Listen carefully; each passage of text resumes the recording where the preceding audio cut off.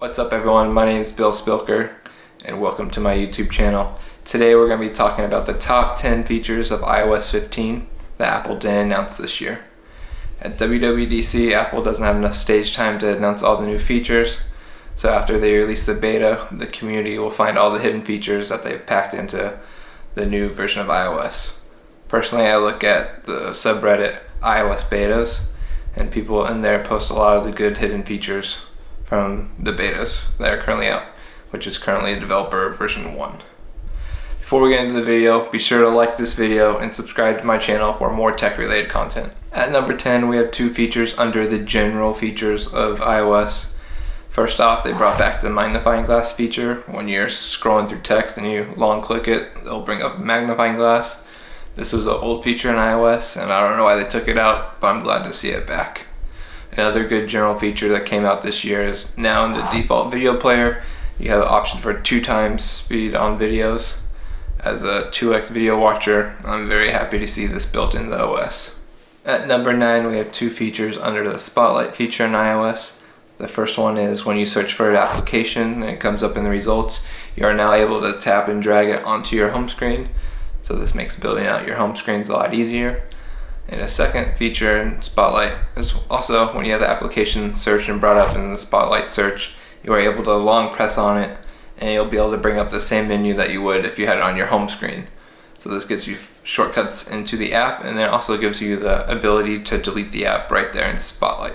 At number 8, we have two new features under the Find My category. First off, when you power off your iPhone now, it goes into a low power state and it'll mimic the features of AirTags.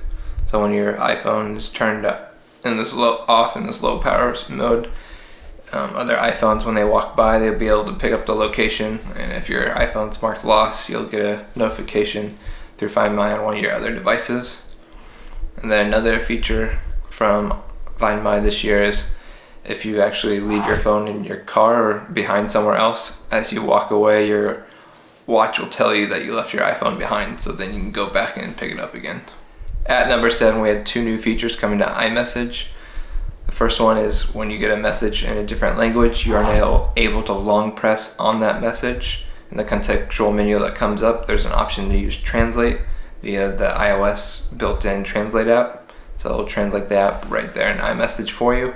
And then the second one, if you receive an audio message in iMessage now, you are able to scrub through the message so you don't have to listen to the whole message to get to the very end now. At number 6, we have some new hidden features coming to the weather application. First off is the built-in iOS weather app will now give you rain notifications, so when rain is coming. This is actually an old dark sky application feature. Apple bought dark sky a year ago, so it makes sense that we're going to start seeing some of the dark sky features come into the built-in iOS app. And then additionally, also more dark sky data, but when you're in the weather app, you have a lot more data points this year. Personally, my favorite is the weather radar. You're able to click on and get a weather map. And after WWDC this year, we actually heard from Dark Sky that they are shutting down their open API that's been open to other weather apps for the past couple years, and that they are going to end of life their application on iOS. So it makes sense to see all these features coming built into the iOS weather app now that they're going to kill off the application after they bought it. At number 5, we actually have an iPadOS feature. Anyone that has used Instagram on the iPad before has lived through the pain of opening Instagram and having to turn their iPad from landscape to portrait. Facebook has refused to make a iPad Instagram app, so everyone has to use the iPhone one. So in iOS 15, iPadOS 15, we are now able to use iPhone applications on iPadOS in landscape mode and not forced into portrait mode. At number 4, the hidden features in Photos are that in the Photos app, we are now able to see the EXIF data points from a photo in the Photos app. So this is like what camera, like when and where, locations, just a ton of information about the photo right there in the Photos app that you'd have to see on the computer in the past, and now it's right there in the Photos application. And then also in the Photos application, we have a new feature where you are able to adjust the time and date of a photo right in the app. So if you've imported footage from like your camera, from your phone, In the past, the time and date could be off, so now you're able to edit that right there in the Photos app. At number 3, we have a new feature coming to HomeKit via Siri. You are now able to schedule HomeKit actions via Siri in the future. So I can be here at 9 p.m. and ask Siri to turn off my bedroom lights at 10 p.m. and Siri will do that. You are also able to do this off of time or event, so I can ask Siri to turn off the lights when I leave my house in the future. At number 2, we have adjustments to the home screen. First, when you are in wiggle mode and you're editing your home screen and your apps on your phone, you are now able to rearrange the actual home screens. In the past, you had like 1, 2, 3, 4. You can now actually switch those. Instead of having to wiggle mode, move every single app manually, you're able to switch that easily. And then the second home screen feature is you are able to have duplicate icons for the same application.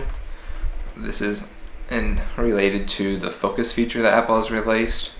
In the focus feature, you're able to turn off certain home screens. So that's why you are now able to duplicate the same application. So if I want to have a personal and a work one, and I want Slack on both of those, you can have 2 of those on both home screens.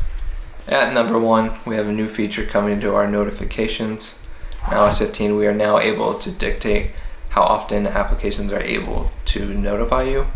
So instead of being notified 3 times an hour for a news article, you can bundle them all up into one notification called a notification summary, and you can choose when that notification summary hits your phone. So it could be top of the hour, every 10 minutes, every 5 minutes. I'm sure we'll see changes to this as we go through the betas of iOS 15, but this is a welcomed feature. Did I miss any unannounced features that you enjoy? Let me know in the comments below. My favorite unannounced features were surrounding Spotlight. Spotlight's a power feature that I like to use in iOS to bypass the app library. Let me know what you think below. Please like and subscribe for more tech-related content, and thank you for watching.